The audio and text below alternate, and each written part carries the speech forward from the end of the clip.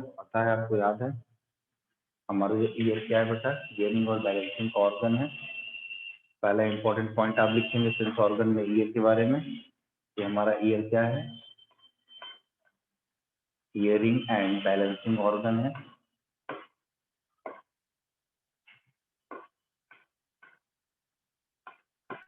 इसीलिए इस ऑर्गन को हम क्या बोलते हैं, that is tattoo acoustic organ.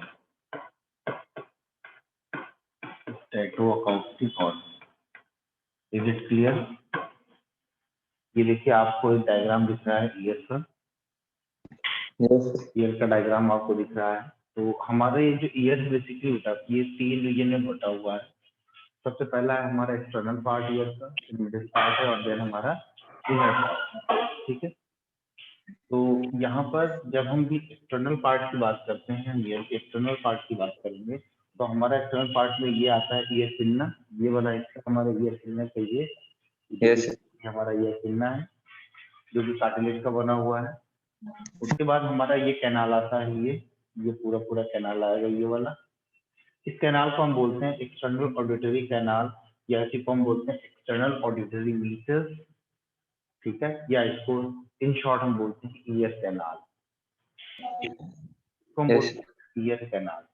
उसके बाद ये जो हमारा ईयर कैनाल है ये, और प्लस ये अंदर से ये जो पूरा इंटरनल ईयर है, ये सब जो है सपोर्टेड होता है बाय द बोनी स्ट्रक्चर।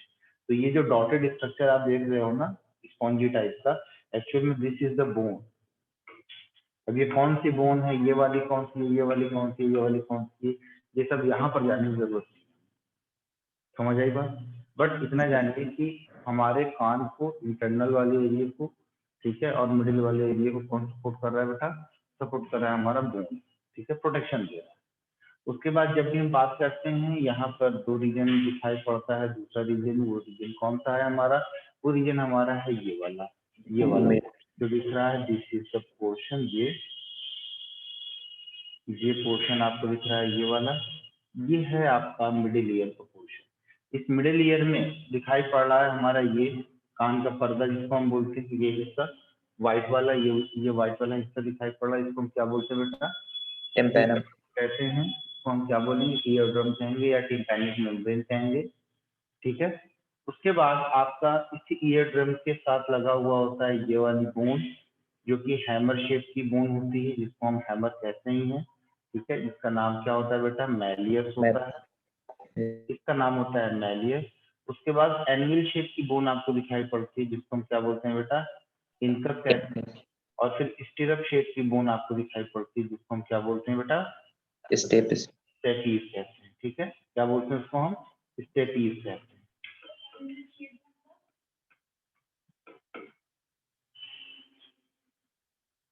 जिसके ऊपर हथौड़ा रख के मारते हैं लोग, तोड़ते हैं। ठीक है, इसको कहते हैं एनविल। स्टिरअप का मतलब होता है, आपने वो देखा होगा घोड़े पे चढ़ने के लिए जो घोड़े का उस पर पायदान होता है, जिसके अंदर हम पैर फंसा करके चलते हैं, वैसा होता है। ठीक है, और घोड़े की सील को अगर पलट किया जाए तो वो भी वैसे ही दिखाई पड़ता है। ये आपका हो, ये मिडिल ईयर हो गया। और उसके बाद आपको दिखाई पड़ता है ये इनर ईयर दिखाई पड़ता है। देखिए इस इनर ईयर में देखिए ये स्नेल के शेप का दिखाई पड़ रहा है ना,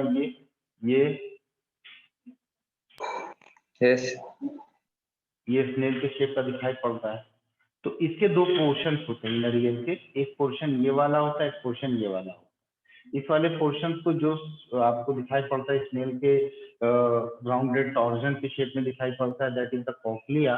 उसके बाद ये वाला जो रीजन दिखाई पड़ता है उसको हम बोलते हैं बेटा वेस्टिब्यूल।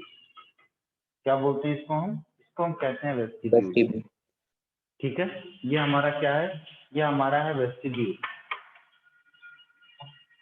और इस वेस्टिब्यूल में कल हमने बताई थी 2-3 चीजें होती हैं। एक हमारा क्या होता है, यूट्रिकुलस होता है, सैक्युली होता है, और क्या होता है, सेमी सर्कुलर कैनाल पाया जाता है। 3 चीजें बताई थी हमने। तो यहाँ पर दिख रहा है सेमी सर्कुलर कैनाल। अच्छा, इसी ये जो उभरे हुए रीजन दिख रहे हैं, ये देखिए थोड़ा सा सॉइलेंट पार्ट आपको दिखाई पड़ रहा है, तो मैं थोड़ा इसको जूम करता हूँ, आप देखिए इसको, देखिए इधर ये जो कॉक्लिया का ये वेस्टिब्यूल का ये वाला रीजन जो दिख रहा है आपको यहाँ पर, ये वाला पोर्शन, ये ये और ये थोड़ा सा स्वेलन दिखाई पड़ रहा है। Yes sir.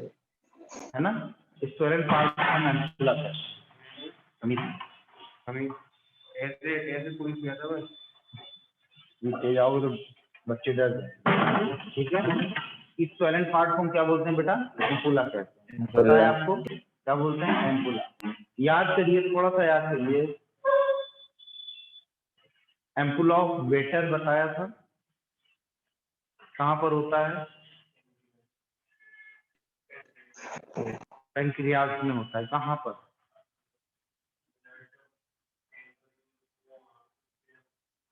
जब ड्यूडेनम में जाकर के ओपन होते हैं, जो ड्यूडेनम वाला रीजन होता है, जहाँ पर क्या होता है? स्फिंक्टर ऑफ ओटाई होता है। याद करिए, थोड़ा सा बताया था ना, थोड़ा। हाँ, देखिए थोड़ा सा देखिए। जैसे ये आपका था, ये ड्यूडेनम का पोर्शन है, ये ड्यूडेनम का पोर्शन है मान लेते हैं। ठीक है, और फिर यहाँ पर हिपैटोपैंक्रियाटिक एम्पुला जिसको कहते हैं, इसको एम्पुला ऑफ वेटर कहते हैं, जो कम्युनिकेट करता है किसके साथ? हिपैटोपैंक्रियाटिक डक्ट के साथ कम्युनिकेट करता है। ये देखिए इस तरीके से, यहीं पर स्फिंक्टर मौजूद था। कौन सा? Sphincter of OD. और ये रीजन स्वेलन पार्ट जितना बॉडी में पाया जाता है जनरली, उसको हम एम्पुला कहते हैं। क्या कहते हैं उसको हम? एम्पुला। ये कुछ कॉमन चीजें हैं, आपको याद करनी है। ठीक है, ये एम्पुला ऑफ वेटर हो गया था, ये आपका ड्यूडेनम। ठीक है, तो बात आगे सुनिए। तो ये जो स्वेलन पार्ट आपको दिखाई पड़ा है, एक्चुअली में क्या है? ये एम्पुला वाला रीजन है। इसी के अंदर इसके सेंसरी स्ट्रक्चर पाए जाएंगे, और वो सेंसरी स्ट्रक्चर क्या होगा? मैकुला होगा, क्रिस्टा होगा, अलग अलग टाइप के। तो आई थिंक ये बात आपको अच्छे से समझ में आ गई। अब हम आपको थोड़ा सा इन शॉर्ट कुछ नोट्स हम आपको दे देते हैं। अच्छा, एक चीज और देखिए, यहाँ पे मैं बताता हूँ। यहाँ पर देखिए नर्व निकलती हुई दिखाई पड़ रही है। ये येलो कलर की नर्व आपको दिखाई पड़ रही है। देखिए ये वाली नर्व। ठीक है, ये वेस्टिबुलर नर्व है। कौन सी नर्व है बेटा? Vestibular nerve. और ये कॉक्लिया दिख रहा है हमारा, ये हमारा कॉक्लिया है। कॉक्लिया से जो नर्व निकल रही है उसको हम क्या बोल रहे हैं? Cochlear nerve. ये आगे जाकर के दूसरे के साथ मिल जाती है, तब इसको हम कॉमनली क्या कहना शुरू कर देते हैं? Auditory nerve. क्या कहते हैं? ऑडिटरी, है ना। अब याद देखिए, यहाँ पे ये आपकी कौन सी बोन है? ये मेलियस है, ये इंकस है, और ये क्या है बेटा? स्टेट्यूस। शेप के ऊपर क्वेश्चन आता है इसका कि मेलियस का शेप कैसा होता है? बताइए। हैमर जैसा होता है। और इंकस का शेप कैसा होता है? एनविल के जैसा। अरे कभी लोहार की दुकान पे गए हो? छेनी सर, छेनी। हाँ हाँ, लोहार की दुकान पर गए हो? छेनी देखा है? छेनी। यस सर, पत्थर काटते हैं, इसका शेप वैसा ही होता है। ठीक है, चलिए। रमा सोलंकी आई है? आई हूँ सर, आई हूँ। वेरी गुड, चलिए बेटा। आप सब सेंटर कब आना शुरू करेंगे? हाँ आपके पास इस वक्त टाइम मिल गया है टेस्ट का? टेस्ट का टाइम मिल गया ना अच्छा खासा? Yes sir. तो इस बार थोड़ा सा उम्मीद अच्छी है हमारी आपके साथ, और मैं उम्मीद करता हूँ कि आप 360 अपॉन 360 कर लेंगे। टोटलिटी में पूरा टोटल में only NCERT, line to line, line to line दिया। लेकिन टेस्ट के दिन सभी बच्चों को ऑफलाइन आना पड़ेगा, ऑनलाइन घर से कोई नहीं देगा। एटलीस्ट टेस्ट के दिन तो आप लोग आइए ऑनलाइन देने, वो ऑफलाइन टेस्ट देने आइए। सुबह 8 से 8:30 से 10 की मेरी क्लास, आफ्टर क्लास आपका टेस्ट। सर इतना जल्दी आना पॉसिबल नहीं हो पाता। पॉसिबल तो बेटा सब कुछ है, अगर इंसान कोशिश करेगा। सर 9:30 मैं तो दे ही नहीं पाऊंगी। मैं 9:30 बजे कैसे दूंगी, स्कूल है मेरा। नहीं तुम मत दो टेस्ट ना, तुम्हारा तो अभी 11th है। अच्छा, तुम लोगों ड्रॉपर का वाला। टेस्ट हम दूसरी मीटिंग करवाएंगे।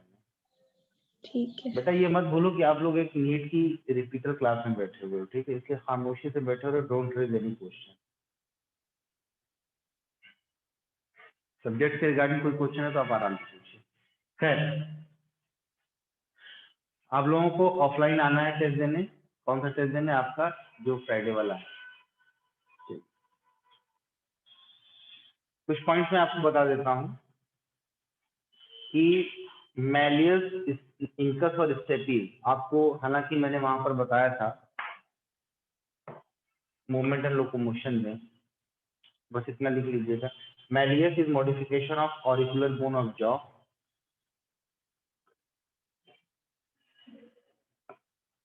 Malleus is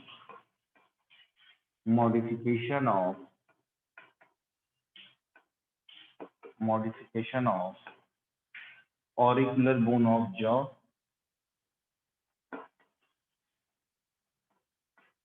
auricular bone of jaw, ठीक है, auricular bone of jaw. Incus is modification of quadrate bone. Incus is modification of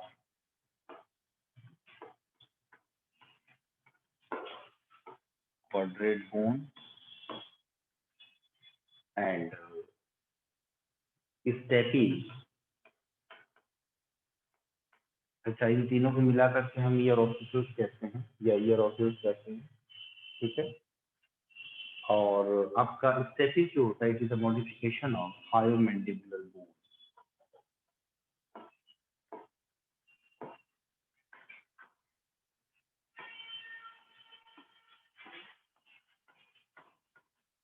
ये थोड़ा एडवांस की चीजें हैं, आपके एनसीईआरटी में तो नहीं है, बट इसका रिलेशन वहां से मिलता है आपको, मूवमेंट एंड लोकोमोशन वाले पार्ट से, स्केलेटल सिस्टम के पार्ट, ठीक है। कल मैंने आपको बताया था कि हमारा ये जो ईयर है बेटा, ये ईयर का जो एक्सटर्नल ऑडिटरी मीटर्स होता है, ये हमारा एक्सटर्नल ऑडिटरी मीटर्स होता है। ये एक्सटर्नल ऑडिटरी मीटर्स होता है। और फिर यहाँ पर आपको एक बड़ा सा पर्दा दिखाई पड़ता है, ठीक है। इस पर्दे को हम क्या बोलते हैं बेटा? ईयर ड्रम कहते हैं, समझते हुए चलिए। फिर इस ईयर ड्रम के बाद आपको दिखाई पड़ रहा था कि ये आपका मिडिल ईयर वाला पार्ट है, और फिर यहाँ से शुरू हो रहा था ये यूस्टेकियल ट्यूब, और यहाँ पर एक विंडो दिखाई पड़ रही थी। इस विंडो को, ऊपर वाले विंडो को हम क्या बोल रहे थे बेटा? ओवल विंडो कह रहे थे। नीचे वाले विंडो को हम क्या बोल रहे थे बेटा? राउंड विंडो कह रहे थे, ठीक है। ओवल विंडो ऊपर वाला था, राउंड विंडो नीचे वाला था, यहाँ पर दिख रहा है आपको। उसके बाद आपको बोन दिखाई पड़ रही थी, मैलियस, इंकस और स्टेपीज नाम की बोन आपको दिखाई पड़ रही थी, कुछ इस तरीके से। मान लीजिए आपको कौन सी बोन बेटा? मैलियस। ये मैलियस है। ये कौन सी बोन हो गई आपकी? मैलियस हो गई।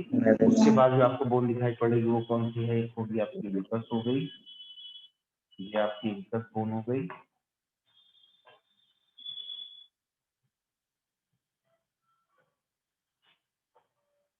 ये आपकी इंकस हो गई। उसके बाद जो बोन आपको दिखाई पड़ेगी वो कौन सी होगी बेटा? स्टेपीज हो गई, ठीक है। कौन सी बोन बेटा? स्टेपीज। जिस तरीके से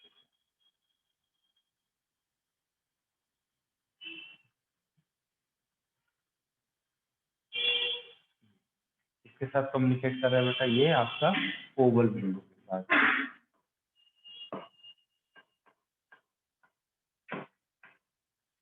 ओवल विंडो के साथ, ठीक है। और ये आपका कहाँ है?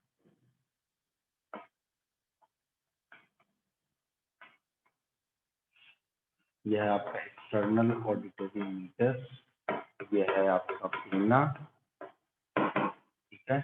यह है आपका ईयर ड्रम, यह है आपका ईयर ड्रम।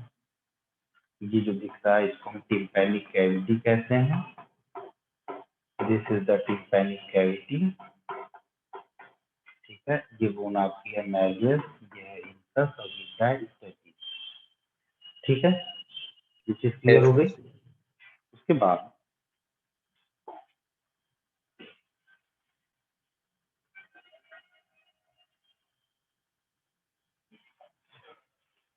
ये मिडिल ईयर है, इसको हम क्या बोलते हैं बेटा? ये क्या है हमारा? स्टेचियन ट्यूब।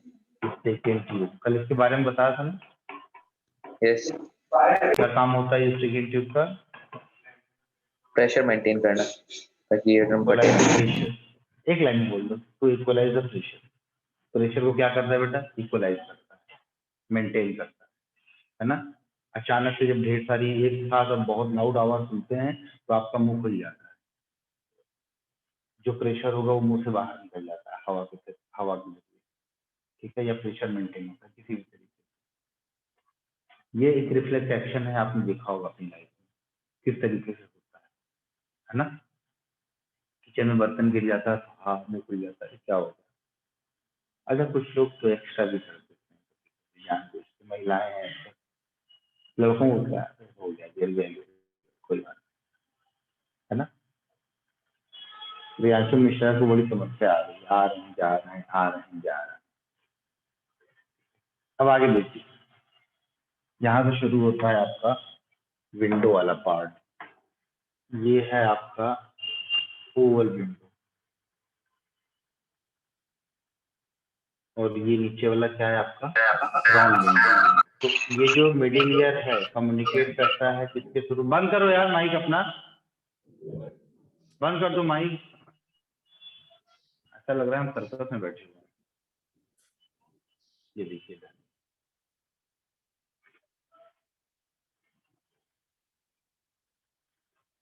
देखिए थोड़ा सा इसके डायग्राम को अपने हाथ से बना करके समझ लेंगे तो आपको याद हो जाएगा, क्योंकि एग्जाम में डायग्राम आ सकता है। ये आपका क्या बेटा? ये आपका है वेस्टिब्यूल। इन जनरल मैंने बता दिया क्या है आपका वेस्टिब्यूल है। इसके बाद ये देख रहे हो आप, ये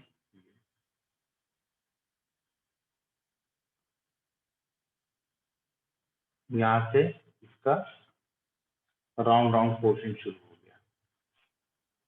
इसको हम क्या बोलते हैं बेटा? बोलो बोलो। कॉक्लियर। इसको हम कहें कॉक्लियर।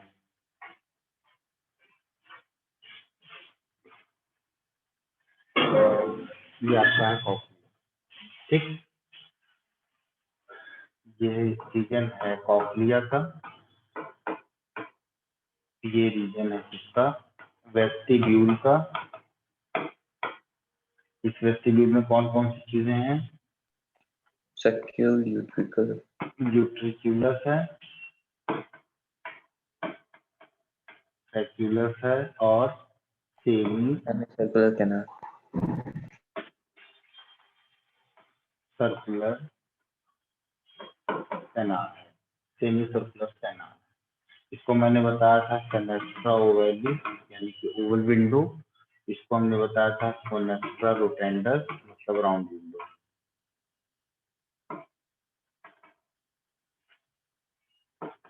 ठीक है, round window.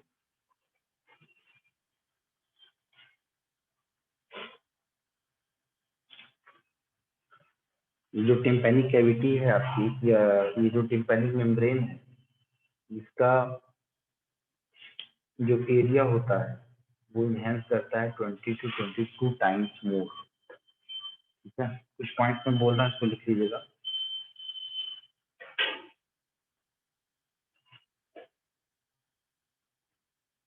From the tympanium to oval window, बस इंपॉर्टेंट पॉइंट लिख पा रहा हूँ। From tympanium to oval window,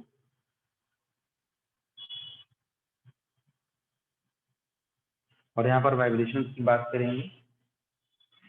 इसकी साइज देखिए आप, बड़ी है, ठीक है, लेकिन यहाँ पर जो वाइब्रेशन आएगा, यहाँ पर जो वाइब्रेशन आएगा, इस वाइब्रेशन को इनहेंस किया जाता है। किसके थ्रू इनहेंस किया जाता है? ये जो आपके ईयर ऑर्टिकल्स लगे हो, और ये इनहैंस होकर के कहाँ तक पहुंचेंगे, फेनेस्ट्रा ओवल यानी ओवल विंडो तक।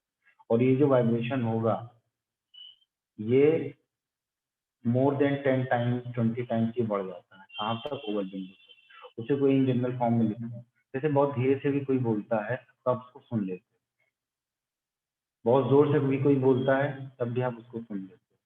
तो ये जो प्रेशर को इक्वलाइज करना और वाइब्रेशंस को बनाना, ये किसका काम है हमारे, ये हमारे मिडिल ईयर का काम है। फिर उसके बाद जैसे ही इसके पास ओवल विंडो के पास वाइब्रेशन पहुंचते हैं, इसके ऊपर ऐसे खट खट खट खट ऐसे चलता रहता है। अभी हम आपको एक वीडियो दिखाएंगे, बड़ा बढ़िया वीडियो है। तो ये वाइब्रेशन यहाँ पर जाती हैं और इम्पल्स के फॉर्म में फिर ये हमारे ब्रेन को पहुंचती है। और जो इम्पल्स हम सुनते हैं, जो इम्पल्स हम सुनते हैं या जो इम्पल्स हमारे ब्रेन को पहुंचता है, उसको फिर क्या किया जाता है, डिकोड किया जाता है। और डिकोड करने के बाद हमारा ब्रेन उस चीज को आइडेंटिफाई करता है कि हाँ ये लैंग्वेज हमारी काम की है कि नहीं। जैसे अभी हम आपसे बात कर रहे हैं, ये सारी बातें आपके कान से पहुंच रही हैं, अगर कान ना होता तो पहुंच पाती।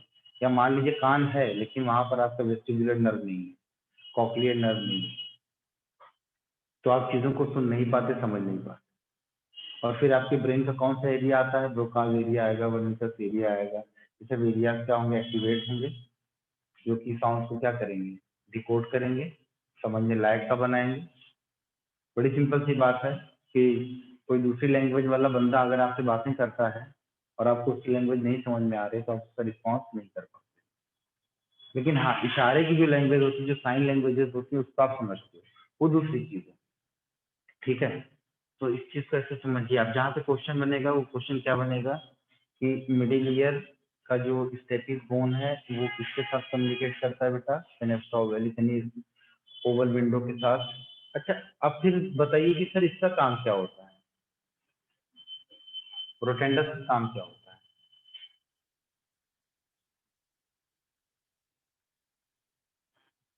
कुछ तो काम होगा रोटेंडस का। Anybody else, you don't know what is the function of जो एक्सेस वाले होते हैं, एक्सेस का जो मामला होता है वो सब रोटेंडस से वापस आ जाता है। काम की चीज हमारे कान में काम में आ जाती है, उसके बाद जो नहीं रहती उसको वापस करके इसको इक्वलाइज कर दिया जाता है उससे किन चीज से।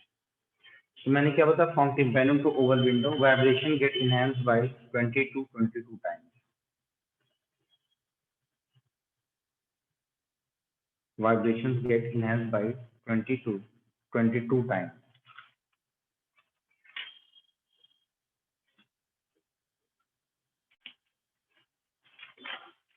ठीक है बेटा, ये सबका बन गया, सबका बन गया Yes, ये। आगे चलता हूँ बेटा, ये आपका इनर ईयर है। ठीक है, ये क्या बना रहा हूँ मैं आपके लिए, इनर ईयर। आपके पास एक एनसीईआरटी का भी डायग्राम है, जरा सा देना हमें, एनसीईआरटी देना। एनसीईआरटी का डायग्राम आपको इधर है, इसमें ये वाला डायग्राम देखिए। ये जो डायग्राम है मैंने इसी को थोड़ा इलेबोरेट किया हुआ है, इसे लंबा। ठीक है, ये वाला डायग्राम आप देखिए। yes,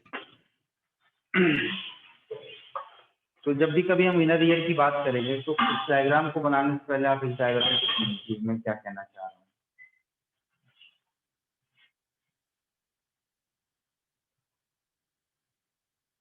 हूँ। ये जो दिख रहा है ये आपको, ये हिस्सा यहाँ मिल रहा है, जय भारत। ठीक है,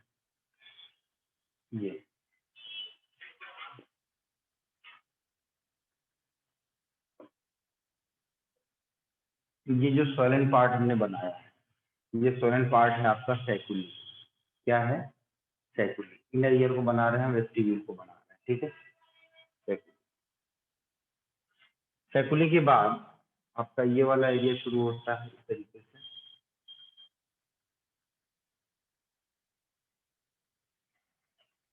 इस तरीके से आप देखिएगा, ये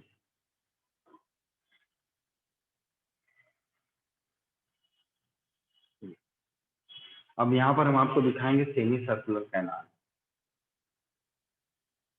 एक सेमी सर्कुलर कैनाल इधर दिखेगा और दो इधर आपको दिखाई पड़ेंगे यहाँ पर इस तरीके से।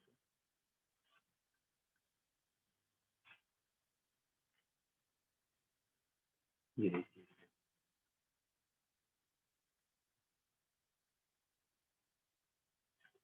वैसे इस टाइप का डायग्राम है आपके पास? हाँ, ये डायग्राम नहीं है ना, तो छोड़ ये वाले डायग्राम के ऊपर मैं चर्चा नहीं करता, जाओ का एनसीईआरटी मिल जाएगा।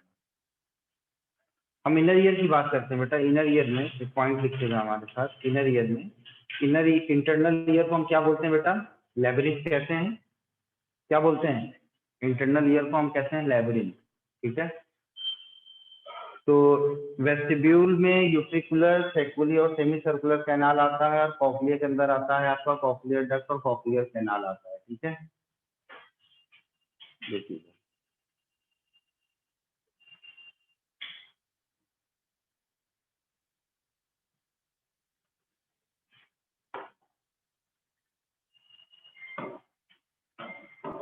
ये वाला आपका है टिम्पैनिक मेम्ब्रेन, ये है आपका टिम्पैनिक मेम्ब्रेन।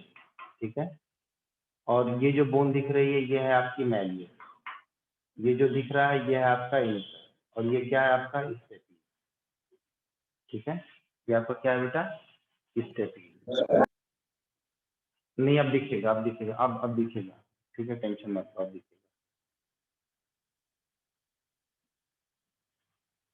देखिए, साउंड वाइब्रेशन इस तरीके से जा रही हैं, इस तरीके से जा रही हैं, ये ये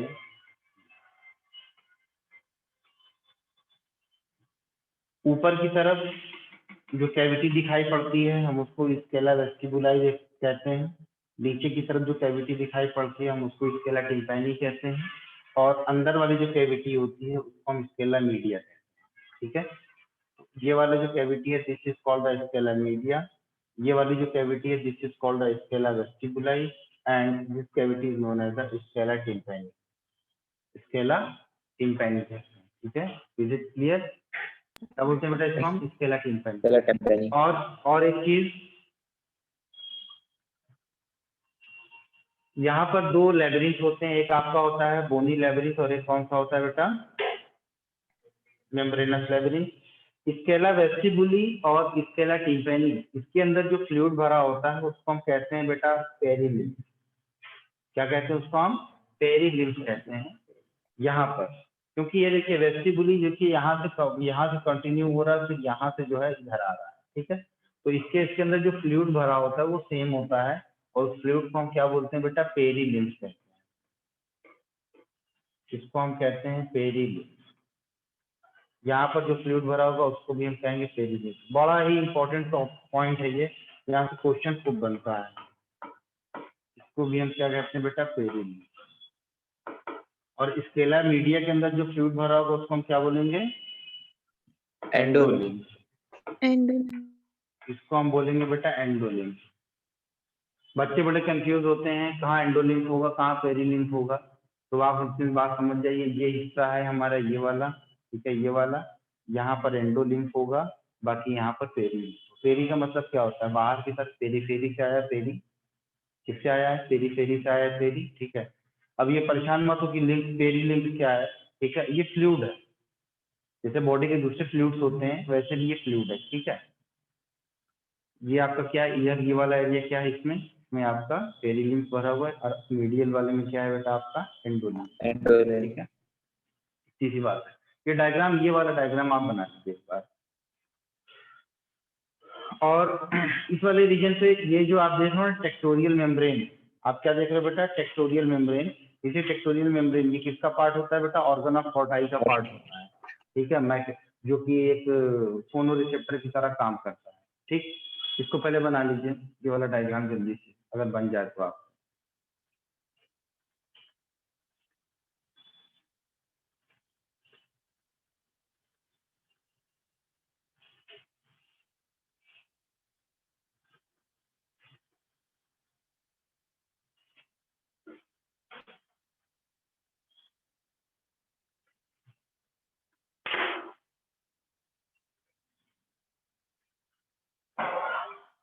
देखिए अब 2 चीजें हमने की, ये शॉर्ट टॉपिक खत्म हो जाएगा जब, तो हमारी क्लास 6 दिन चलती है ना, तो first 3 days, Monday Tuesday Wednesday आपका 11th, और उसके बाद आपका कौन सा दिन बचता है हमारा, थर्सडे फ्राइडे एंड सैटरडे आपका 12th। ठीक,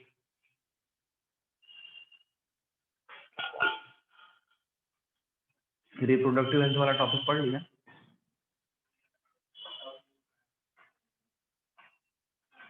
उसमें 3 लेक्चर और बचा हुआ है, 3 लेक्चर किसमें, फीमेल रिप्रोडक्टिव सिस्टम, फर्टिलाइजेशन और एम्ब्रियोनिक डेवलपमेंट, ये 3 चीजें बची हुई हैं। ठीक है, तो आज कौन सा दिन है, ट्यूसडे, कल वेडनेसडे, थर्सडे को मैं पढ़ाऊंगा, थर्सडे फ्राइडे सैटरडे, ये 3 दिन। ठीक है, जल्दी से जेनेटिक्स वगैरह शुरू करते हैं, मजा आने वाला है।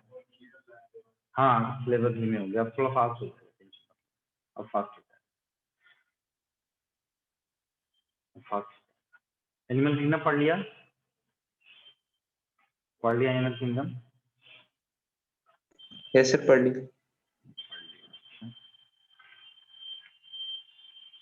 कुछ पूछूं? सर पूछ लीजिए। हाँ, स्फेनोडॉन पंकेटम क्या है, स्फेनोडॉन क्या है, स्फेनोडॉन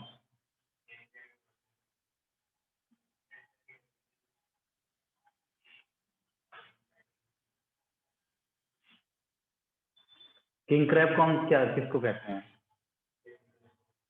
और बताओ खास बात, किसके किसके बीच का, मतलब कुछ कड़ी भी है ये नहीं, लिविंग फॉसिल, कुछ इंपॉर्टेंट लिंक्स बताइए हमें, कुछ इंपॉर्टेंट लिंक्स बताइए। हाँ, पेरिपेटस किसके बीच की लिंक है, अच्छा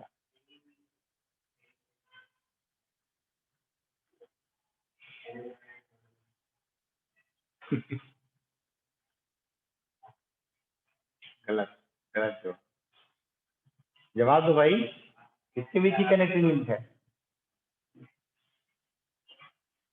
पढ़ाना ना पढ़ाना दोनों बराबर है।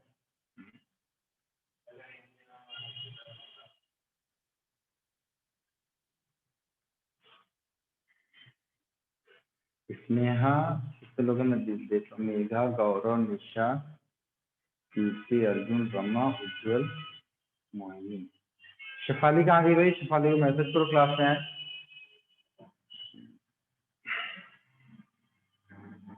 ठीक है, तो ये चीज हो गई बेटा आपकी, हेडिंग डाल लीजिएगा आप लोग, इनर ईयर, थोड़ा सा लिख भी दीजिए, इनर ईयर,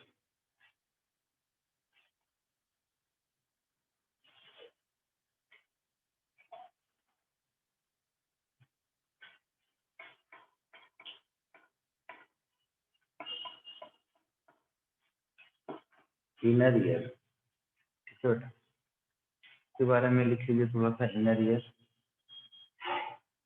इनर ईयर को मेम्ब्रेनस लेबरिंथ कहते हैं and surrounded by bony labyrinth,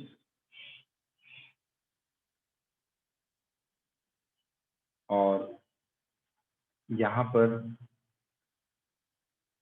space between bony and membranous labyrinth, space between bony and membranous labyrinth is filled with perilymph. इस पॉइंट को मेंशन करिएगा, इंपॉर्टेंट है, डायरेक्ट नीट में पूछता है, space between bony and membranous labyrinth filled with perilymph. Next point है, space inside the membranous labyrinth, space inside the membranous labyrinth, space inside the membranous labyrinth is filled with endolymph, is filled with endolymph, which is rich in calcium ion, which is rich in calcium ion.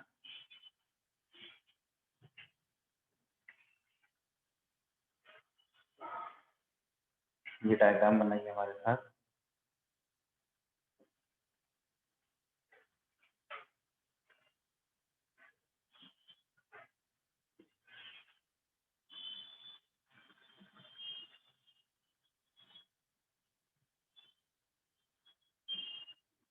ये हिस्सा ऐसा बनाइए, दूसरा ठीक इसके ऊपर से बनाइए ऐसे तरीके से।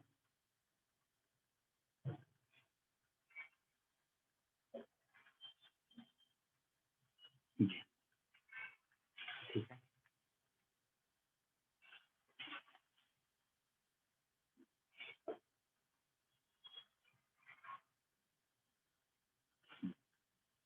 ठीक है, अब ये क्या है, थोड़ा इजी बना रहा हूँ मैं, एनसीईआरटी से थोड़ा सा इजी डायग्राम है ये, ठीक है।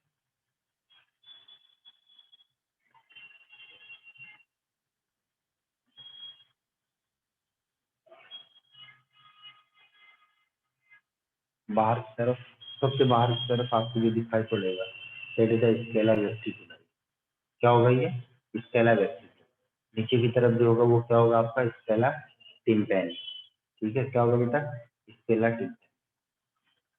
और यहाँ पर जो दिखाई पड़ेगा ये क्या है आपका, अंदर की तरफ स्केला मीडिया।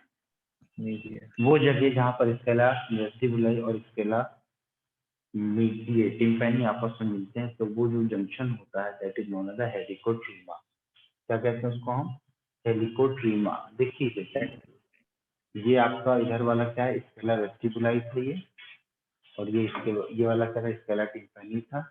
ये जंक्शन है जहाँ पर दोनों आपस में मिलते हैं, तो उसको हम क्या बोलते हैं बेटा, हेलिकोट्रीमा कहते हैं। बात समझ में आई। तो यहाँ पर भी अगर हमने इसको माना है कि ये हमारा क्या है बेटा, स्केला वेस्टिबुलाई है, ये अगर हमारा स्केला वेस्टिबुलाई है और ये वाला हमारा स्केला टिम्पैनी है, ये है हमारा स्केला टिम्पैनी, तो ये जो पर्टिकुलर जंक्शन आपको दिख रहा है ये, इसको हम क्या बोलेंगे, helicotrema. This is called the helicotrema. ठीक है, this is the helicotrema. After that इसके अंदर जो फ्लूइड होगा यहाँ से यहाँ तक का, वो तो पेरीलिम्फी होगा, बता दिया हमने। इसके बाद आप देखिए, यहाँ पर आपको एक मेम्ब्रेन दिखाई पड़ती है, जो इसको हम बोलते हैं बेटा टेक्टोरियल मेम्ब्रेन। कौन सी मेम्ब्रेन है, टेक्टोरियल मेम्ब्रेन है। ठीक है, ये आपका टेक्टोरियल मेम्ब्रेन है। इस टेक्टोरियल मेम्ब्रेन के ठीक नीचे आपको क्या मिलता है बेटा, हेयर सेल्स मिलेंगे, सपोर्टिंग सेल्स मिलेंगे, और आपको मिलेंगे क्या बेटा, बेसल सेल्स। ठीक है, तो यहाँ पर नीचे की तरफ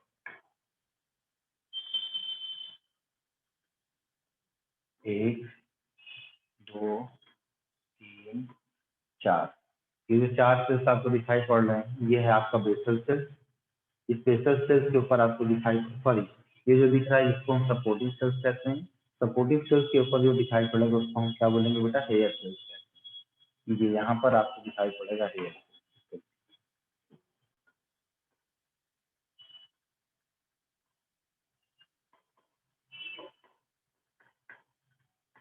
ठीक है, इसके अंदर वाइब्रेशन होता है, तो ये टेक्टोरियल मेम्ब्रेन भी क्या होता है, ऐसे हिलता है।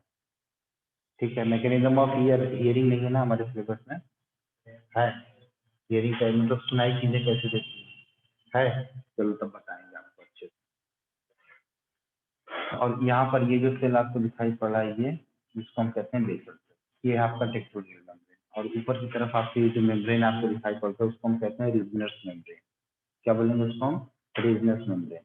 तो ये जो आपका हेयर सेल है, सपोर्टिंग सेल है और बेसल सेल, इन तीनों को मिलाकर के हम स्पेसिफिकली बोलते हैं ऑर्गन ऑफ कोटाई। क्या बोलेंगे, ऑर्गन ऑफ कोटाई, क्योंकि इसी के अंदर जब वाइब्रेशन पहुंचता है, यही जो मूवमेंट करके इम्पल्स को जनरेट करता है। ठीक है, तो सबसे ऊपर की तरफ ये वाला जो हिस्सा दिख रहा है, इसको हम बोलते हैं बेटा रीजनस मेम्ब्रेन। यह है आपका रीजनस मेम्ब्रेन। ठीक है, ये जो दिख रहा है इसको हम बोलते हैं बेटा tectorial membrane. This is called the tectorial membrane. ये जो दिख रहा है इसको हम बोलते हैं हेयर सेल। ये जो दिख रहा है इसको हम बोलते हैं सपोर्टिंग सेल।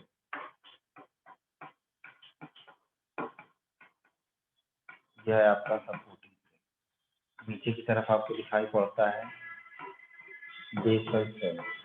इन तीनों को मिलाकर के हम बोलते हैं organ of Corti. Organ of कॉर्डाइल,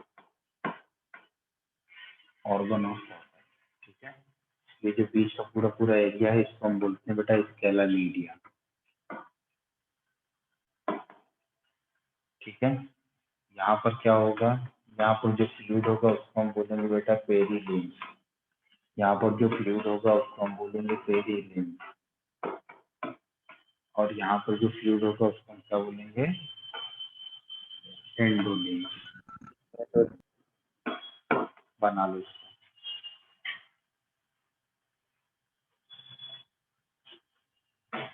और फिर फाइनली चीज देखने को मिलेगी जो जरूरी है, ये है कि यहाँ से आपकी नर्व की नर्वेटिव की यहाँ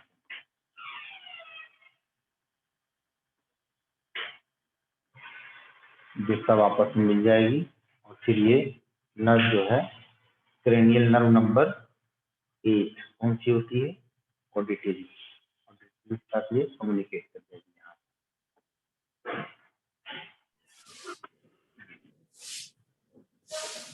ये 8 नंबर की नर्व जल्दी बना।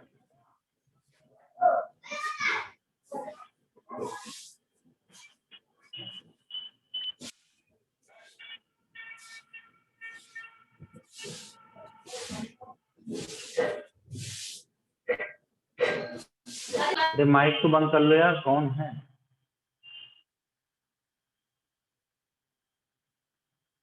माइक बंद कर लो।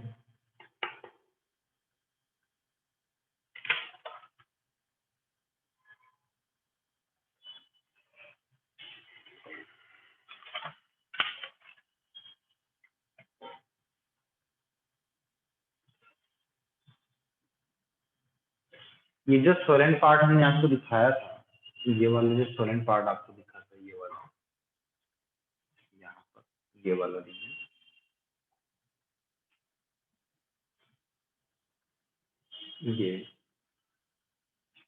ये आपको दिख रहा है।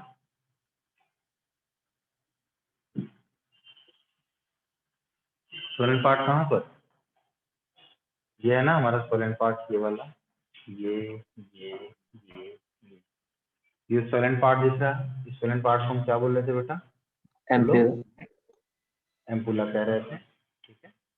और ऊपर की तरफ आपको क्या दिख रहा है बेटा? सेमी सर्कुलर कैनाल दिख रहा है, और हर कैनाल एक दूसरे से परपेंडिकुलर होता है, एक दूसरे के परपेंडिकुलर होता है, ठीक है। सेमी सर्कुलर कैनाल कितनी दिखाई पड़ रही है आपको? यहाँ पर 3 है, 3 दिख रही है। कहाँ? Yes sir. एक ये है छोटी वाली, और 2 ये, ठीक है। ये आपकी सेमी सर्कुलर कैनाल है, 3 है जो एक दूसरे के परपेंडिकुलर होती है। ये बात आप लिख लीजिएगा, समझ लीजिएगा, ठीक है। कौन कौन सी होती है? सुपीरियर होती है, एंटीरियर होती है, लेटरल होती है, ठीक। पॉइंट लिखिएगा वहां पे कि each canal at its opening, each canal at its opening gets swollen has ampulla and has a sensory spot that is called the crista. Sensory spot क्या होता है? क्रिस्टा होता है। इसका हम डाइसेक्शन करके देखेंगे तो इंटरनली हमें यहाँ पर दिखाई पड़ेगा क्रिस्टा, ये सोलेन पार्ट पे हमें दिखाई पड़ेगा क्रिस्टा, यहाँ पर क्या दिखाई पड़ेगा? क्रिस्टा। क्रिस्टा क्या होता है बेटा? आपका सेंसरी स्पॉट होता है, ठीक है। ये आपका होता है सेंसरी स्पॉट। चलो,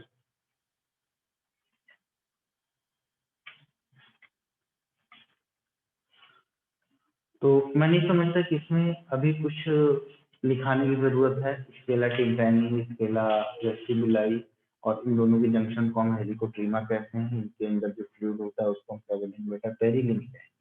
बट यहाँ पर ये जो पॉइंट आपको दिख रहा है स्केला मीडिया वाला, तो इस स्केला मीडिया को थोड़ा सा मैं इलेबोरेट कर देता हूँ आपको, ताकि आपको चीजें समझ में आ जाए। तो हेडिंग डाल लीजिएगा, स्केला मीडिया जो होता है, स्केला मीडिया का जो रूप है, लिखते हुए चलो हमारे साथ।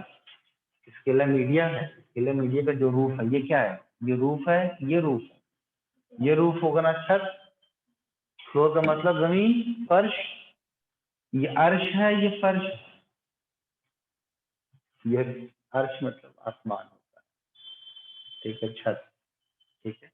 ये आपका छत है और ये क्या है? तो ये जो इसका फर्श अर्श दिख रहा है या जिसकी जो छत दिख रही है उसको हम क्या बोलते हैं बेटा?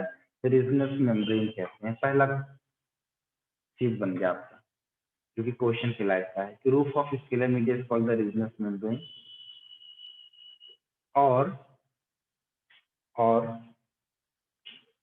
ये वाला जो दिख रहा है डीजल, ध्यान दीजिएगा इधर, जो मैं बना लिखने जा रहा हूँ, ये वाला, यस ये वाला, इसको हम बोलते हैं बेसिलर मेम्ब्रेन। क्या बोलते हैं इसको हम? Basilar membrane. छत को हम कह रहे हैं रेजोनेंस मेम्ब्रेन, तो फर्श को हम क्या कह रहे हैं बेटा? बेसिलर मेम्ब्रेन, है ना? तो floor of scalar media is called the basilar membrane, basilar membrane, ठीक है। And scalar media has phonoreceptors called organ of Corti, and this organ of Corti has following cells. कौन कौन सी सेल्स होती हैं organ of Corti में? कौन कौन सी sales होंगी बेटा? Number 1 hair cell, yes number 1 is a hair cell, number 1 is a hair cell। इसी हेयर सेल को हम क्या बोलते हैं बेटा? रिसेप्टर सेल भी कहते हैं। तो आप ये बताइए, पहले थोड़ा ध्यान दीजिएगा कि यहाँ पर स्टिमुलस किसकी तरफ से आ रहा है? इधर से आ रहा है या इधर से आ रहा है?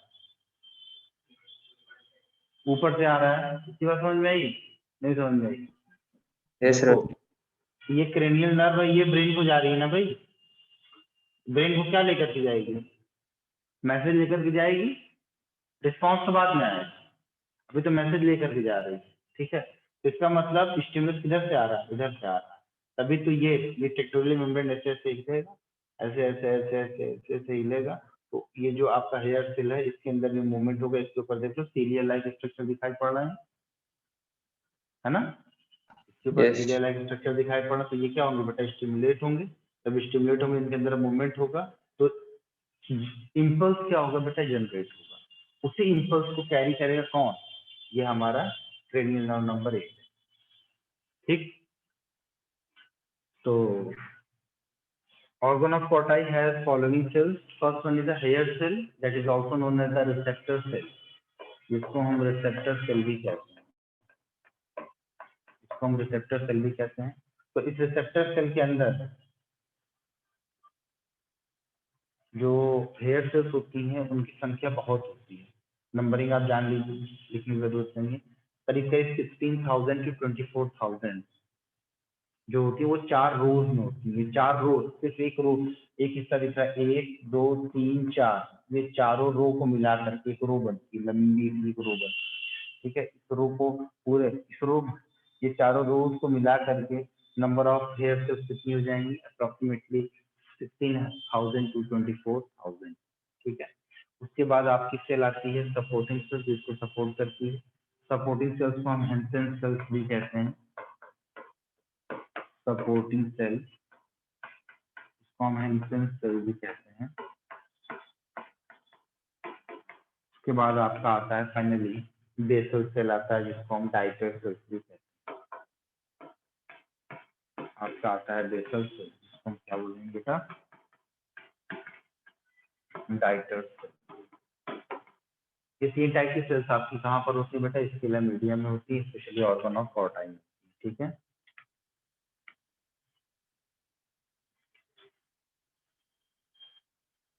नॉर्मल ऑडिबल साउंड कितना होता है?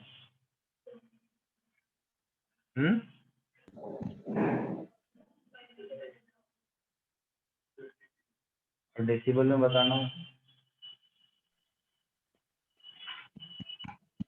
20 to 60 decibel. Oh my God, पागल हो जाओ। 20 to 60.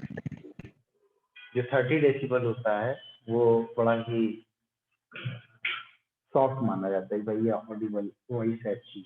जैसे अभी हम आपसे बात कर रहे हैं, मैं चिल्ला नहीं रहा हूँ, मैं नॉर्मली बात करता हूँ, ठीक है। वही मैं आगे चिल्लाने लगूं, वो एक वीडियो मैंने देखा था, वो महाकाल वाला, हाँ महाकाल वाला आया, लोग ठोको लाइक ठोको शेयर। मतलब आजकल क्वालिटीज को लाइक और जो है शेयर के ऊपर जो है डिपेंड कर दिया गया है। वो कहता है जब तक जो है 5,000 लाइक नहीं आ जाएगी तब तक मैं सवाल दिखाऊंगा नहीं, कराऊंगा नहीं, सवाल कराना छोड़ दिखाऊंगा नहीं। अरे यार हमने कहा ये आदमी तो चिल्ला रहा है, ऐसा लग रहा है मोबाइल से बाहर आ जाएगा ये। खैर कुछ नहीं, कि लोगों को अपनी तरफ जो है अट्रैक्ट करने के लिए बहुत सारी चीजें होती हैं। चलो बेटा कोई नहीं, एक पॉइंट लिखिएगा,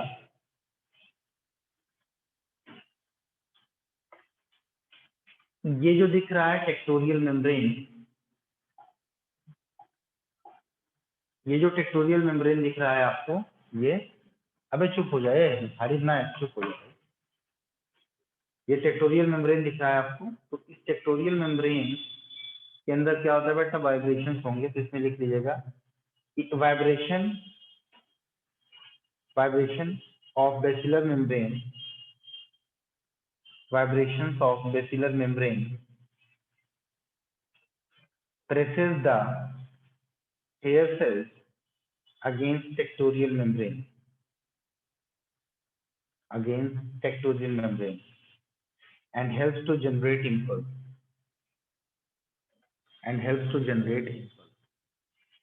तो एक बार जाकर के घर पे एनसीईआरटी थॉरोली पढ़िए, फिर नोट्स को समझिए, नहीं थोड़ा कम समझ में आए तो बाकी से वीडियो देख लीजिएगा, कोई इशू नहीं। ये जो बेसिलर मेम्ब्रेन है ना, जैसे जैसे बड़े होते हैं, मतलब जैसे जैसे हम ज्यादा बर्थडे मनाना शुरू कर देते हैं अपना, जैसे 18वां मनाया, फिर 20वां मनाया, फिर 25, फिर 30, फिर 35, फिर 40, फिर 45, फिर 50, फिर 60, 30 के बाद स्लाइड मोड ना, नहीं 120 क्या तुम बाइक चला रहे हो? हाँ? तो बेटा जैसे जैसे हमारी उम्र बढ़ती है वैसे वैसे हमारे बेसिलर मेम्ब्रेन का जो फ्लेक्सिबिलिटी है वो खत्म होती जाती है। इसीलिए दादाजी कहते हैं दादाजी क्या बोलते हैं क्या बोले बेटवा, फिर से बोलो। एक्चुअल में वाइब्रेशन क्रिएट नहीं हो पाता है कान के अंदर, फ्लेक्सिबिलिटी क्या होती है बेसिलर मेम्ब्रेन की, डिक्लाइन कर जाती है, ठीक है। विद आएगी flexibility of basilar membrane decline, ठीक है।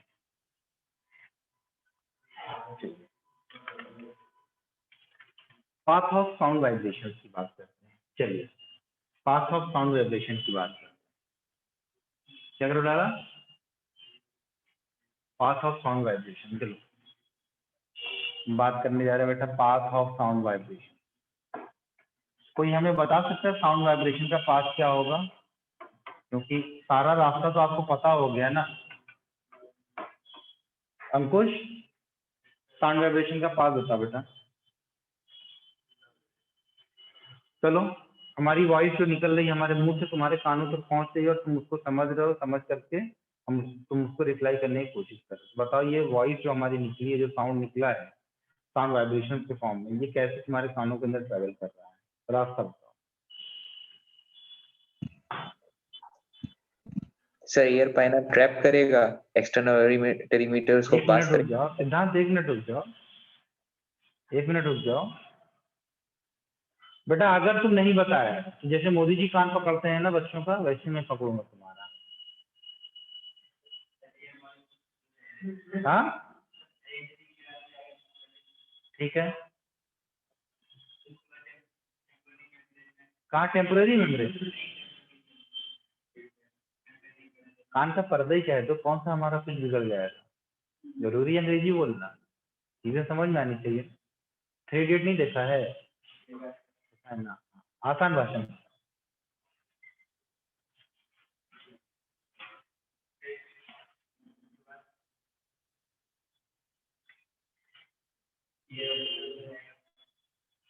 हम्म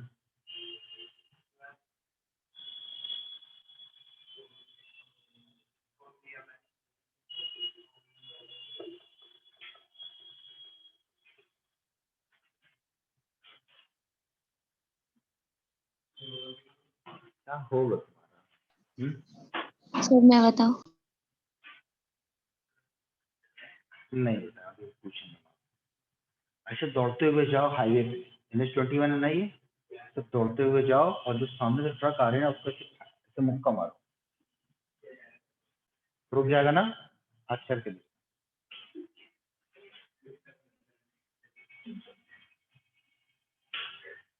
समझे? और जो जब वो वाइब्रेशन क्रिएट होगी तब तुम्हें फील आएगा हाँ हमारा ये कैसे काम करता है। गधा नहीं। देखो तुम्हारा कान में आवाज आई, साउंड पहुंचा पहले पिन्ना को। आप ध्यान दीजिए कि अगर हम पिन्ना को काट देंगे तो हमको चीजें सुनाई पड़ेंगी लेकिन कम पड़ेंगी। ईश्वर ने इस कान के स्ट्रक्चर को बड़ा ही बढ़िया बनाया। आप देखिए आपका भी कान अच्छा है, ये देखिए, ये फिर ये उभार है, फिर ये कान का ये अंदर वाला हिस्सा है, फिर इस कान के अंदर आपको क्या दिखाई पड़ते हैं बेटा, हेयर्स दिखाई पड़ते हैं, मतलब जो आपके हेयर्स होते हैं तो ट्रैप करने के लिए जो धूल वगैरह होती है। फिर उसके बाद आपके अंदर वैक्स ग्लैंड पाई जाती है ना, जिसको हम सेरोमिनस ग्लैंड कहते हैं।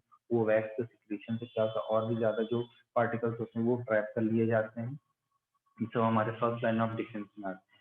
फिर ये एक्सटर्नल ऑडिटरी मीटर यानी कैनाल के अंदर सीधा जाता है। अब सोचो अगर टेढ़ा ना होता, जैसे इस तरीके से होता है ना कि हमारे कान का जो छेद है, कान का जो कैनाल है वो कुछ ऐसा है ना, ऐसा है और फिर ऐसा है ना, ये देखो ऐसा है, ऐसा है, फिर ऐसा है ना। डॉक्टर क्या करता है कान देखने के लिए, पहले कान को आपको ऐसे पकड़ेगा और ऐसे उठाएगा, कान बिल्कुल एक सीध हो जाएगी, कान का कैनाल एकदम सीधा हो जाता है। तो वॉइस बहुत लाउड वॉइस है, तो उसको इक्वलाइज किया जाता है। जैसे आपको मैंने बताया था कि जो हमारा नोज होता है एक एयर कंडीशन की तरह काम करता है। बाहर का टेम्परेचर कुछ भी हो, चाहे 50 डिग्री सेल्सियस हो चाहे -50 डिग्री सेल्सियस, कोई फर्क नहीं पड़ता। जब हम एयर को अंदर लेते हैं तो आप अंदर की तरफ जाएंगे, जब वेस्टिबुलाई की तरफ पहुंचेंगे तो आपकी एयर जो होती है आपको ठंडी महसूस होती है, चाहे वो गर्म हवा हो चाहे ठंडी हवा। आप एक लंबी सांस लीजिए, आपके इंफीरियर नेजल कॉर्न का जो है इंटीरियर जो है नियस जो है वहां के पास आपको हवा ठंडी महसूस होती है। करके देख लो, ठंडी महसूस हुई? हाँ ठंड है ना, बहुत ठंड है। तो बेटा ये इसी की तरफ से अब जो एयर कंडीशन वगैरह जो आप देख रहे हो ना, इसी की तरफ से बनाया गया है। तो बाहर का टेम्परेचर कुछ भी हो जाए, जब आप लंबी सांस लेते हो तो आपको ठंडापन महसूस होता है। नॉर्मली हवा जो है क्या होती है, कंडीशन होकर के जाती है हमारे लंग्स में। ठीक वैसे ही हमारा साउंड है, उसको क्या किया जाता है बेटा, मैनिपुलेट किया जाता है थोड़ा, कि भाई बहुत ज्यादा लाउड वॉइस नहीं जानी चाहिए। हमने बताया अमूमन नॉर्मली कितनी वॉइस हमें अच्छी लगती है, वो 30 डेसिबल वाली होती है, ठीक है, तो वो वॉइस अच्छी होती है। और आप देखो जब आपको सुकून चाहिए होता है तो रात के सन्नाटे में जब आप लेटते हो तो बहुत प्यारा सा गाना, सॉफ्ट जो सॉन्ग होता है आप उसको लगा करके छोड़ देते हो और आप आंख बंद करके लेटे रहते हो और वो गाना आपका बजता रहता है और आपको सुकून मिलता है। उस वक्त आप हनी सिंह के गाने नहीं सुनते हो, आज ब्लू है पानी पानी, वो नहीं सुनते। जो सूथिंग म्यूजिक होता है आप उसको सुनते हो, वो आपको सुकून देता है ना। रंधावा के गाने नहीं सुनते, लाहौर दी और पटोला क्या आवाज आता है, इतने गंदे गंदे लिरिक्स हैं, छी, लोग आजकल लौंडे उसी को पसंद करते हैं। तो साउंड कहाँ से पहुंचा बेटा, पिन्ना को पहुंचा। अंकुश तो तुम छिप के मत बैठो यार, सामने आओ, हमारे सामने आओ, सामने ऐसे छिप के मत बैठो, सामने आओ, basic eye to eye contact होने के टीचर और बच्चे के बीच। ये देखो रमा ने कैमरा ऑन कर लिया, मुबारक हो बेटा। साउंड आया, साउंड कहाँ पहुंचा बेटा, पिन्ना को पहुंचा। सलून खुलवा दे क्या, साउंड कहाँ पहुंचा बेटा, इस पिन्ना को पहुंचा, ये जो कान है हमारे, ये यहाँ पर पहुंचा। यहाँ पर पहुंचने के बाद कहाँ जाएगा, एक्सटर्नल ऑडिटरी मीटर को पहुंचा, फिर मिडिल ईयर को पहुंचा, उससे पहले पहुंचेगा कहाँ पर, बोलो, ईयर ड्रम को पहुंचेगा, जिसको हम क्या बोलेंगे बेटा, टिम्पैनम कहेंगे। फिर ये पहुंचेगा कहाँ पर, मिडिल ईयर में मैरियस को पहुंचा, फिर इनकस को पहुंचा, फिर स्टेपिस को पहुंचा। स्टेपिस को पहुंचने के बाद कहाँ पर पहुंचा बेटा, ओवल विंडो को पहुंचा। कहाँ पर पहुंचा, ओवल विंडो को पहुंचा। ये पहुंचा आपके ओवल विंडो के पास, ठीक है। ओवल विंडो में गया तो वो कौन से कैविटी के साथ कंटिन्यू करेगा, बताइए, स्केला वेस्टिबुलाई के साथ जाएगा। स्केला वेस्टिबुलाई में क्या कौन सा फ्लूइड होगा, पेरिलिम्फ होगा, शाबाश। तो ये स्केला वेस्टिबुलाई में गया, ये गया आपके स्केला वेस्टिबुलाई में, ये गया आपके स्केला वेस्टिबुलाई में। और इस स्केला वेस्टिबुलाई में जो फ्लूइड है उसको हम कहते हैं पेरिलिम्फ। क्या कहते हैं, पेरिलिम्फ, ठीक है। क्या कहेंगे, पेरिलिम्फ। अब इस पेरिलिम्फ से ये जाएगा, बेसिलर मेम्ब्रेन को वाइब्रेट करेगा। और बेसिलर मेम्ब्रेन को वाइब्रेट करेगा, ठीक है। हाँ,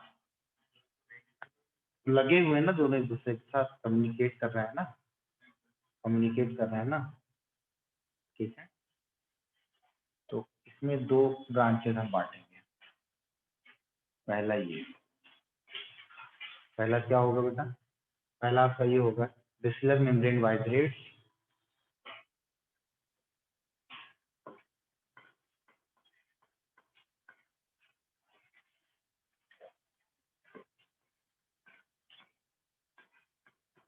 क्या करेगा बेटा, ये वाइब्रेट करेगा। जब ये वाइब्रेट करेगा तो एंडोलिम्फ के अंदर वाइब्रेशन होगा, नहीं होगा, एंडोलिम्फ की तो है स्केला मीडिया में, यस ठीक है। अभी हम जहाँ पर बात कर रहे हैं वो कहाँ पर बात कर रहे हैं, स्केला मीडिया की बात कर रहे हैं। तो vibration in endolymph,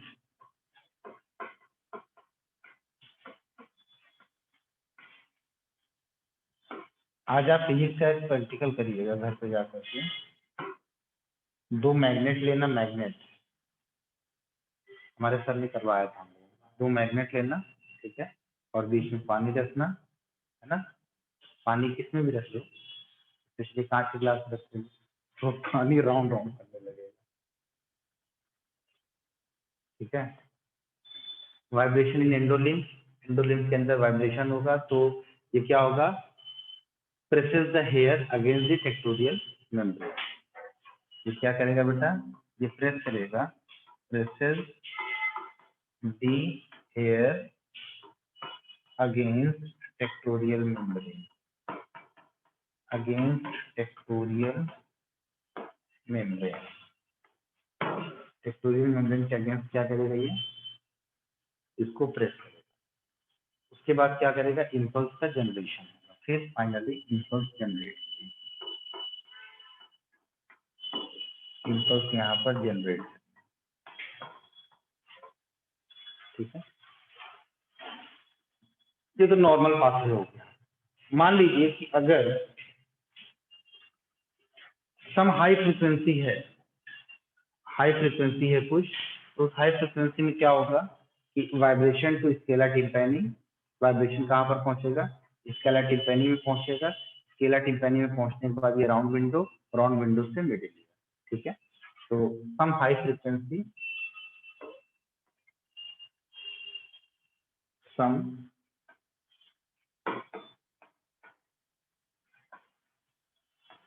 high frequency vibrations जो होंगी वो पहुंचेंगी कहाँ पर, स्केला टिम्पैनी को, स्केला टिम्पैनी से कहाँ पर आएंगी, ये आपके राउंड विंडो में, राउंड विंडो से मिडिल ईयर।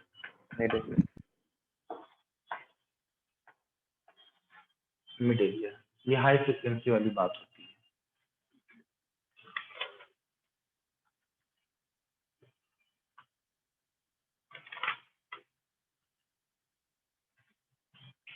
चलिए इसके बाद लिखिएगा आप लोग इस पॉइंट कि क्या होता है हमारा सेंसरी स्पॉट्स इन ईयर, सेंसरी स्पॉट्स इन ईयर। सेंसरी स्पॉट्स इन ईयर में जो पहला स्पॉट हमारा आता है वो होता है हमारा मैकुला। कौन सा आता है बेटा? मैकुला। ये कहाँ पर प्रेजेंट होगा? लिख लीजिएगा, present in utricle and saccule, present in utricle and saccule, which help to balance body during linear motion,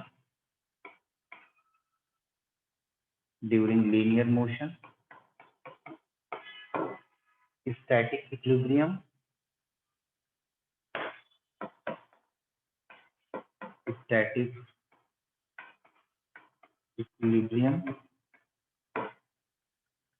against gravity,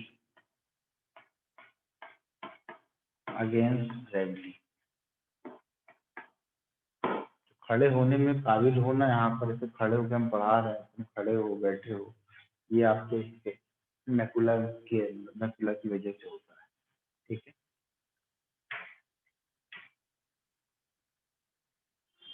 एक पॉइंट लिखिएगा, over the hair cell of macula, over the hair cell of macula a gelatinous sheath is present, which is called otolith membrane,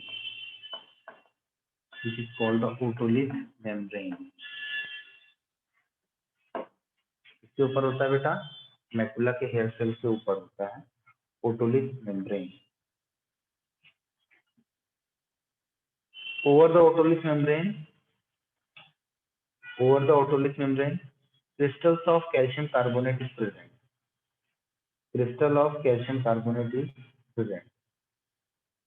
which is called photoconia,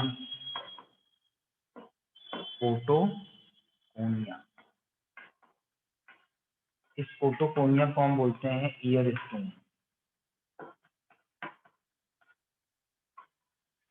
फोटोकोनिया या year stone.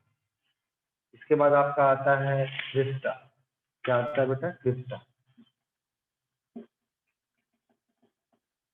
Crysta कहाँ पर मौजूद होगा? मैंने बताया था सेमी सर्कुलर कैनाल, जहाँ पर ओपन होती है उस रीजन को हम क्या बोलते हैं बेटा? एम्पुला कहते हैं। उसी एम्पुला स्वेलेंट पार्ट के अंदर आपको ये सेंसरी स्पॉट दिखाई पड़ेगा, जिसको हम बोलेंगे बेटा Crysta.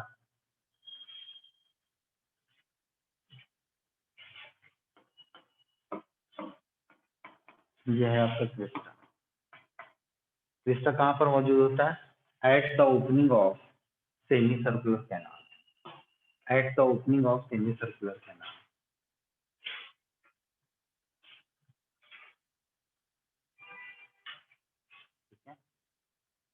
and it balances the body during circular and rotational movement। आसमानी झूले पे बैठे हो ना? क्यों नहीं बैठे हो मेले में? हाँ, पार्क में झूले पे बैठे हो, उसी को बड़ा कर देते वो हो जाए। तो जब आप रोटेशनल मोशन करते यूं, हाँ बचपन में लड़कियां खेलती थी, हाथ पकड़ के राउंड घूमती है, चाल तेजी से, और फिर तेजी से घूमने के बाद एक दूसरे का हाथ छोड़ देते हैं, तो वो अलग डायरेक्शन में कौन सा फोर्स लगता है? सेंट्रीपिटल ना? Yes, बाहर की तरफ सेंट्रीफ्यूगल लगता है, सेंट्रीफ्यूगल अंदर। तो उस फोर्स की वजह से आप लोग एक पूरब की तरफ और एक दक्षिण की तरफ, उत्तर की तरफ धाम से गिरता है, लेकिन फिर आप थोड़ी देर में समझ जाते हैं। तो सर्कुलर मोशन में जो आपकी बॉडी को बैलेंस करने का काम करता है वो हमारा क्रिस्टा है। लीनियर मोशन में दौड़ते वक्त, ठीक है, आपका जो बॉडी काम करता है, मतलब बैलेंसिंग में जो काम करता है वो हमारा क्या होता है? मैकुला। चलिए,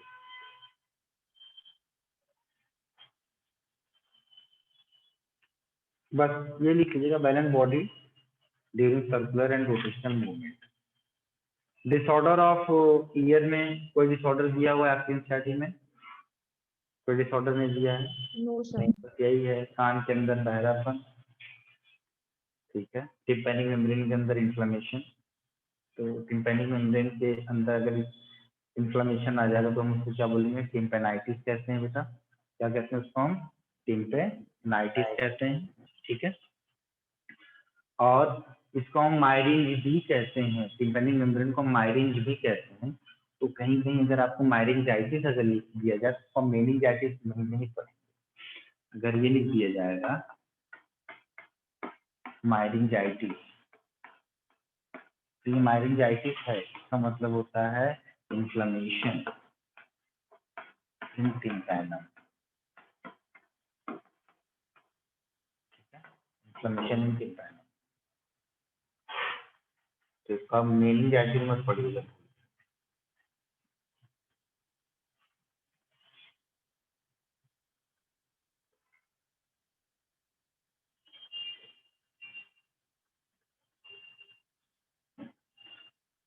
कहते हैं सांप के अंदर कान नहीं पाया जाता, ऐसा है क्या? हाँ, देखिए हम जूलॉजी वाले हैं, हमें पता है क्या पाया जाता है क्या नहीं पाया जाता। आर्ट्स वाला बच्चा कहेगा कान तो होता ही नहीं, क्या कहेगा, कान होता ही नहीं। एमबीबीए को देखे कहेगा कान होता ही नहीं, है ना। तो ये सब देख लीजिएगा आप। तो it's all about your neural control and coordination. बेटा कल की डेट में हम क्या पढ़ेंगे, ट्रांसपोर्टिंग प्लांट।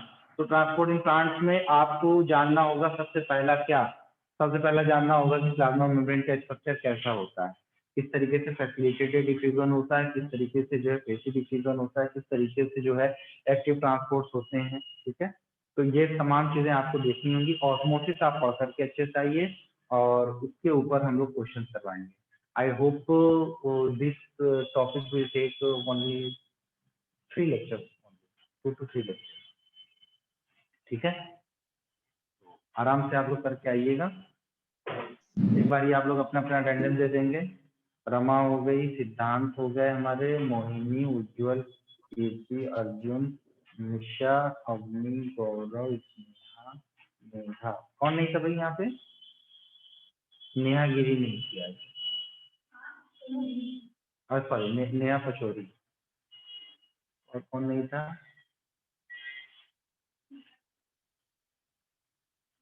है। चलो बच्चों चलते हैं, ठीक है। आप लोगों से हम thank you sir. Thank you Thank you, sir. Thank you okay sir. बेटा, बाय।